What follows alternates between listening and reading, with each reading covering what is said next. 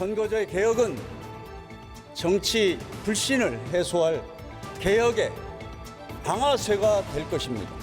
국민과의 약속 이행을 위해 힘을 모읍시다.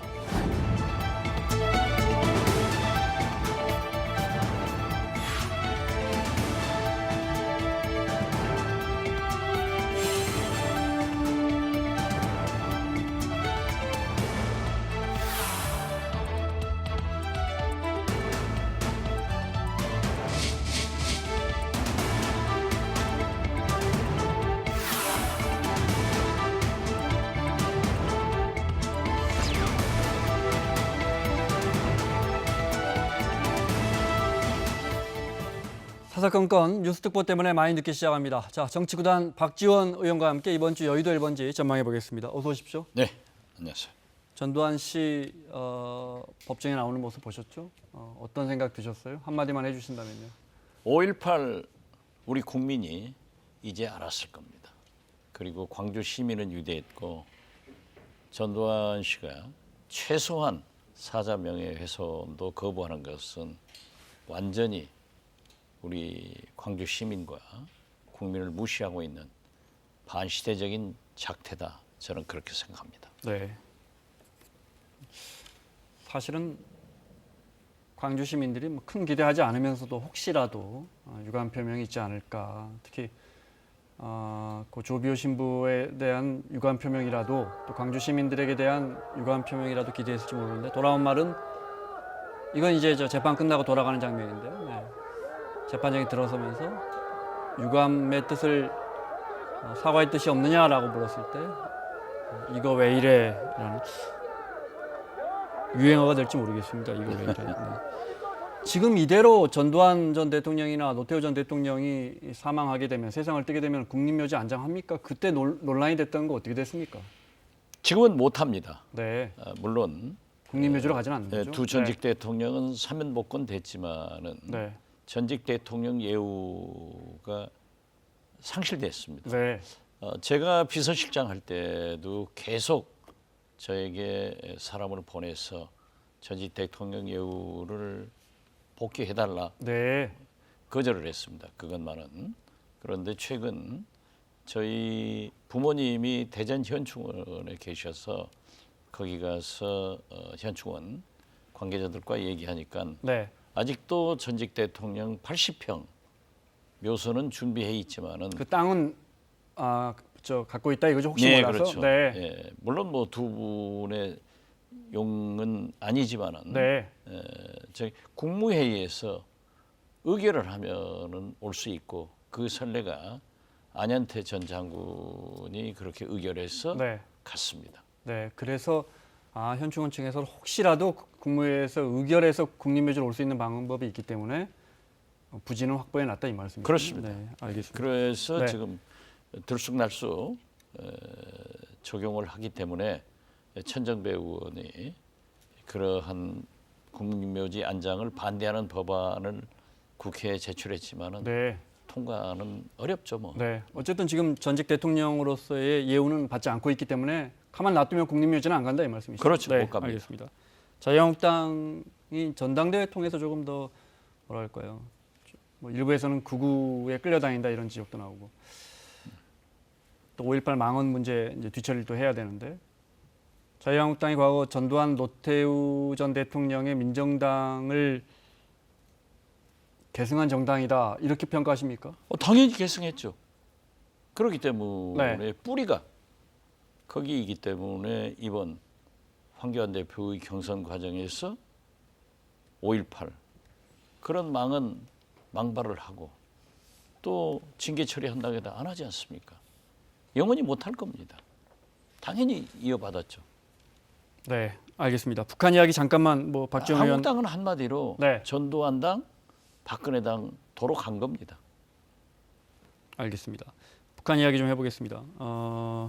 미군 언론이 공개한 사진을 보면요. 사진 보여주십시오. 네. 미국 언론들이 일제히 지금 북한 이제 서해 동창리 발사장 좀 개보수하려는 움직임 말고 평양 인근에도 지금 미사일 연구단지에서 미사일 발사 움직임이 포착됐다 이런 보도가 있었어요. 김정은 위원장도 뭔가 보여주려는 겁니까? 의도적이다 이렇게 보십니까? 지금 뭐 동창리 옆 같은 경계예요. 네. 거기에 산음동이라는 곳에서 ICBM 미사일을 생산하고 있다. 네. 그리고 동창리에서는 계속 발사 준비를 하고 있다. 이런 보도가 작년부터 나오기 시작하는데 아직 북한에서는 인정하지 않고 있는 것으로 알고 있습니다. 네. 1년에 동창리에서 거기는 저 미사일 발사기 저 폐쇄한데 일부 시설 개보수는 했더라고요. 육안으로 이렇게 사진으로 봐도. 네. 그렇습니다. 네. 그렇기 때문에 저는 김정일 위원장 입장에서는 뭔가 슬금슬금 움직이는 걸 보여주면서 우리도 밀리지만 않겠다 이런 메시지를 전하는 게 아니냐 뭐 이렇게 읽히는데. 그것이 항상 북한이 해오던 일입니다. 그래서 저는 김정은 위원장에게 세 가지를 하지 마라. 네. 이러한 것 만지작거리지 마라. 네. 그리고 우주용이건 산업용이건 미사일 발사하지 마라. 네. 그리고 트럼프 대통령 임기 후에 네. 하겠다. 소위 포스트 트럼프 정책을 쓰지 마라. 어떻게든 트럼프 대통령 안에서 해결해야 한다. 그렇습니다. 네. 트럼프 대통령이 아니면 어렵습니다. 왜 그렇게 보시는 거죠? 지금 트럼프 대통령은 이제 뭐 약 2년 남았습니다만은 미국 대통령 선거에 민주당과 차별화를 위해서는 북한의 비핵화가 실질적으로 이루어져야 되고 이루려고 합니다. 그리고 사실 트럼프 대통령도 자꾸 자랑스럽게 얘기하고 있지만은 어떻게 됐든 핵실험, 미사일 실험, 네. 발사를 지금 거의 2년 가까이 안 하고 있지 않습니까? 네. 이걸 하면서 문재인 대통령이 남북 정상회담 그리고 한미 정상회담, 전국적으로는 북미 정상회담을 해서 비핵화의 길로 가야 산다 해서 저는 어떠한 경우에도 북한이 저런 동창리 이러한 것은 하지 않아야 된다. 거듭 말씀드립니다. 만지작거리지도 마라 이렇게 이야기했습니다. 그렇습니다. 네. 예. 미사일이나 핵은 지금 현재는 하여튼, 만지작거리고 있거든요. 네. 알겠습니다. 그렇게 말씀하시니까 명쾌하게 들어오네요. 이 와중에 백악관에서는 아시겠지만 마이크를 잡은 사람이 존 볼튼 안보보좌관입니다. 매우 강경파죠. 중국과의 무역 전쟁 과정에서도 뭐 전쟁 불사한다 이런 말 했다는데 그거 잠깐 들어보겠습니다. We see exactly what they're doing now. We see it unblinkingly, and we don't have any illusions about what their capabilities are. 오늘 신문들이 이제 뭐 눈도 깜빡이지 않고 보고 있다, 그러니까 뭐 주시하고 있다 이런 말을 그렇죠. 했습니다. 네. 네. 트럼프 대통령이 다시 강경파 볼턴을 앞으로 내세운 건 누가 봐도 일단 세게 밀어붙이겠다 이렇게 보입니다. 네. 그렇습니다. 만약에 네. 사실 비건, 김영철 이 실무회담이나 폼페이오, 김영철 이 고위급 회담 때 산음동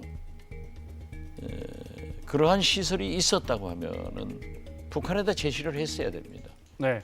이런 방구도 없이 다 잘 돼간다. 심지어 회담 당일날 미국 NBC는 영변 핵시설 파괴에는 새로운 신고는 원하지 않는다. 이렇게 북한을 무장해장해놓고 네. 볼턴을 내세워서 산음동 외 몇 가지의 핵시설을 얘기하니까 뭐 김정은도 뒤로 넘어진 거죠. 알겠습니다. 자, 시간 때문에 오늘 저희가 늦게 들어와서 화제 바꿔서 국회 이야기를 하겠습니다. 민주당이 아시는 것처럼 선거제 개혁안 자유한국당이 별다른 움직임이 없으니까 다른 4개, 3개 이제 3개 당과 합쳐져서 이 4당이 공조해서 패스트 트랙이라고 하죠. 이제 330일 지나면 자동으로 여야가 처리하지 않으면 상정이 되는 선거제 개편안을 패스트 트랙에 올리겠다 이렇게 압박을 하니까 자유한국당은 지난주에 의원직 총사퇴까지 불사하겠다 이렇게 맞받아 쳤는데 자유한국당의 선거구제 개편안이 나왔습니다. 볼까요? 네. 자, 지금 아시다시피 300석 중에 47석을 비례대표로 뽑는데, 네. 지금 정치권에서 논의되고 있는 것이 국민들이 찍은 표가 사표가 너무 많이 된다. 찍은 것만큼 비례해서 비례대표를 늘리자라는 논의가 그동안 쭉 이어져 왔는데 얼마나 늘릴 것이냐, 반대로 지역구는 얼마나 줄일 것이냐 했는데 자유한국당은 오히려 이도저도 말고 그냥 국회의원을 10% 줄여서 30명 줄여서 270명만 딱 지역구에서 뽑자 이런 안을 내놨어요. 어떻게 보십니까? 하지 않으려고 이미 작정한 겁니다. 그리고 그래서 저는 정개특위나 사개특위, 특히 황교안 대표가 취임하면서 이건 물 건너갔다 얘기하는데 네. 물론 국민들은 국회를 달갑지 않게 생각하기 때문에 의석수를 줄여라 하는 요구도 그런 있지만은 의견도 있습니다. 네. 그런 게 댓글을 있습니다. 보면요. 예. 네. 그건 뭐 국회의원들이 책임이지만은 네. 저건 있을 수 없는 일이죠. 역시 한국당답다. 네. 저는 그렇게 봅니다.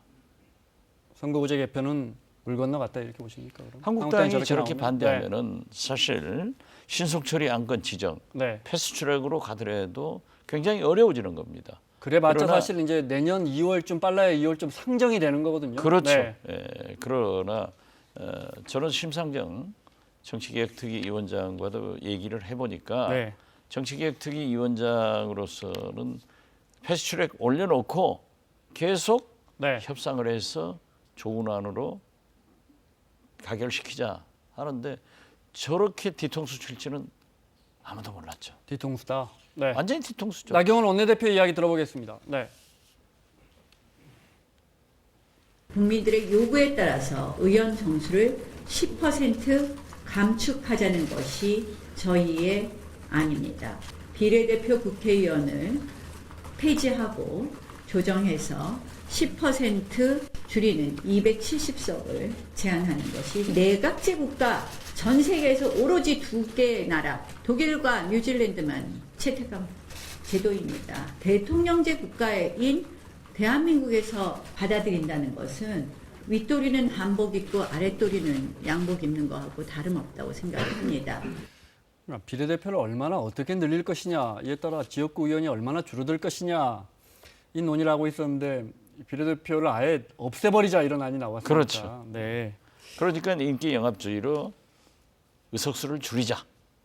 300석에서 270석으로 네. 10% 감축하겠다는 것은 우리나라는 단원제입니다.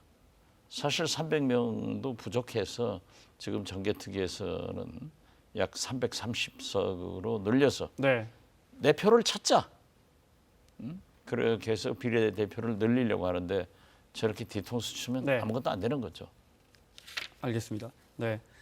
홍영표 원내대표는 앞서 설명드린 것처럼 다른 야 3당과 같이 그러면 패스트트랙으로 올리겠다. 여기에 이제 특히 공수처 법안처럼 쟁점이 되는 법안까지 같이 올릴 생각 같습니다. 들어보겠습니다. 국민들은 일하는 국회를 명령하고 있습니다. 촛불혁명을 통해 정의롭고 공정한 민주주의를 외쳤습니다. 그래서 20대 국회에서 여야가 반드시 처리해야 할 과제가 있습니다. 먼저 공수처법입니다. 대통령 친인척 비리 등을 엄격히 수사하자는 법인데 통과시켜야 하지 않겠습니까? 자, 이것만 여쭤보죠. 어떻게 합니까? 민주당이나 다른 민주평화당 등 다른 4개 당은 그러면 패스트트랙 가시겠어요? 그렇게 합의됐다고 그럽니다. 네, 그래요. 예. 자유한국당에서 그래서 의원직 총 사퇴까지 하겠다는데요. 그렇게 4당만 한꺼번에 가버리면? 의원직 사퇴 주장하고요. 네. 의원직을 사퇴한 국회의원은 한일회담 반대할 때 정일영 박사 3분밖에 없습니다. 절대 못 나갑니다. 알겠습니다. 4.3 재보궐선거 있습니다. 경남 지역에서 2군데 열립니다. 네, 하나는 창원 성산에서 고 노회찬 의원 지역구고요. 네, 창원 성산 먼저 볼까요? 네, 2군데인데 민주당 권민호 후보는 전 거제시장이고요. 한국당의 강기훈 후보는 전 국회의원이고요. 네, 바른미래당의 이재환 후보, 네, 정의당의 여영국 후보. 아무래도 정의당 후보가 눈에 들어옵니다. 네. 왜냐하면 정의당의 노회찬 의원 지역구고 여기서는 이제 아마 민주당 후보와 정의당 후보가 이렇게 후보 단일화를 하느냐 지금 일단은 안 한다고 나왔는데 어떻게 보십니까? 단일화 돼야죠. 안 그러면 진다. 그리고 노회찬 의원의 후광을 입어서겠지만은 네. 정의당 후보가 지지도 면에서 높습니다. 아 그래요? 예, 네. 그렇기 때문에 민주당이 양보해야 한다 이렇게 보십니까? 진보 개혁 세력이 네.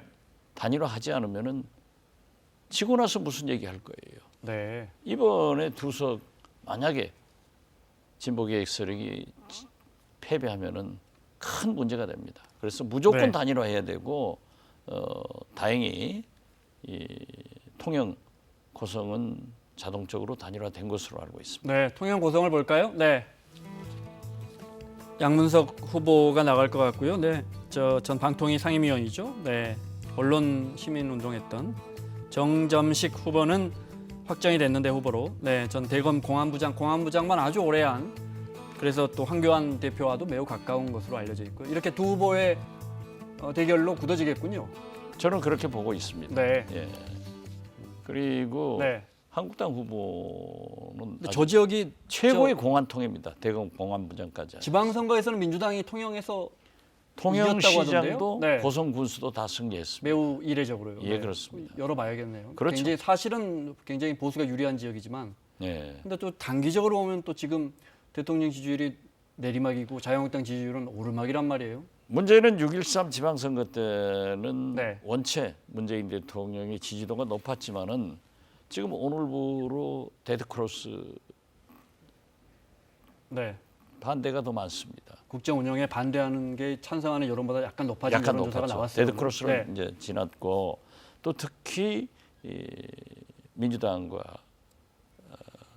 한국당 네. 7%포인트밖에 전국적으로 나는데 경남, 영남에서는 더 높겠죠. 한국당이 높기 자유한국당이. 때문에 네. 굉장히 고전하지 않을 수 없습니다. 네. 만약 패배하면은 네.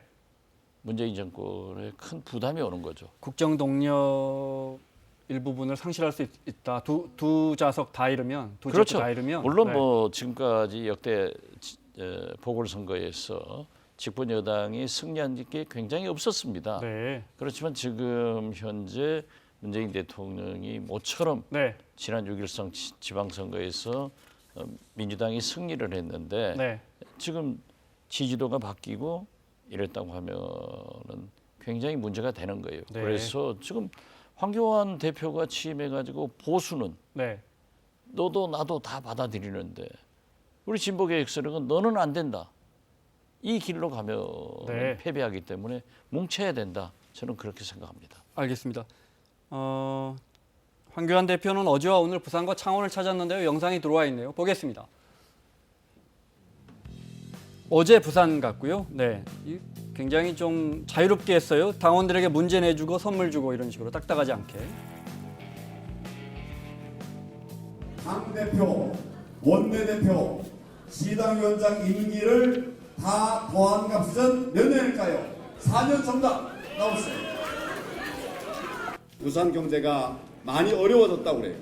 우리 국민들의 삶이 힘들고 어려워졌는데 이 정부가 도대체 지금 뭘 하고 있는지 답답하기 짝이 없습니다. 황교안 대표 오늘 오전에 창원 찾았습니다. 이제 재보선 열리는 것이죠. 네, 대통령이라는 이렇게 좀 외치는 주민분들도 많았고요. 네, 오늘 최고위원회의도 창원 현장에서 열었습니다. 마무리해야 되는데 앞서 자유한국당은 저렇게 뭐 다 받아들이는데 진보 진영은 이 사람은 안 된다, 저 사람은 안 된다 말씀은 민주평화당 의원들도 좀 받아주라 이렇게 들립니다. 그러한 의미는 아닙니다. 그건 아니고요. 네. 그렇지만은 보수 진영이 저렇게 통합 단결해 나간다고 하면은 네. 진보 세력도 통합 네. 단결해서 뭉치지 않으면은 총선도 패배하고 정권 재창출이 어려워진다. 네. 지금 제가 그 황교안 대표가 처음 나왔을 때 제가 뭘 하겠습니까? 저분은 절대 정치 초짜가 아니다. 공안 검사로서 사실 우리나라 정치를 다 손에 쥐락펴락한 분입니다. 그리고 네. 법무부 장관, 총리, 대통령 권한대 초짜가 아니기 때문에 처음에 5.18 박근혜 대통령 탄핵, WPC 전부 물으면은 세모 아니었어요. 황세모. 그러다가 이제 대표 되고 나서는 황동그라미. 뭐든지 질문하면은 미래로 갑시다. 네. 저 가서 그 퀴즈 내서 많이 알 것을 내 가지고 상품 주는 저런 쇼맨십이요. 보통이 아닙니다. 네. 알겠습니다. 마무리해야겠는데 저희 작가가 책을 한 권 갖고 왔어요. 책을 내셨더라고요. 네. 고마워, 미안했고 잘못했고 사랑해 하고 앞에 아마 이 흑백 사진이 있는데 돌아가신 부인 사진 예, 맞죠? 그렇습니다. 예. 네. 제가 잘못했고 미안하고 사랑했으니까 그렇게 했습니다. 고맙고요. 네. 알겠습니다. 몇 년 같이 사셨죠? 50년 살았어요. 50년 같이. 네. 7년 쫓아다니고 7년 쫓아다니고. 57년을 사실상 산 거예요. 7년 쫓아다니고 50년. 뭘 그렇게 잘못했다고 뭐가 후회되는 거 하나만 말씀해 보세요. 모든 57년 게 다 동안. 그렇죠. 늘 밖에서 놀고 네. 가정에는 충실하지 못한 것. 우리 네. 김 원장 앵커도 모든 남성들이 부인한테 잘해야 됩니다. 저처럼 후회하는 인생 살지 마세요. 마음에 담겠습니다. 자, 정치구단 박지원 의원과 함께했습니다. 다음 주에 뵙겠습니다. 네, 감사합니다.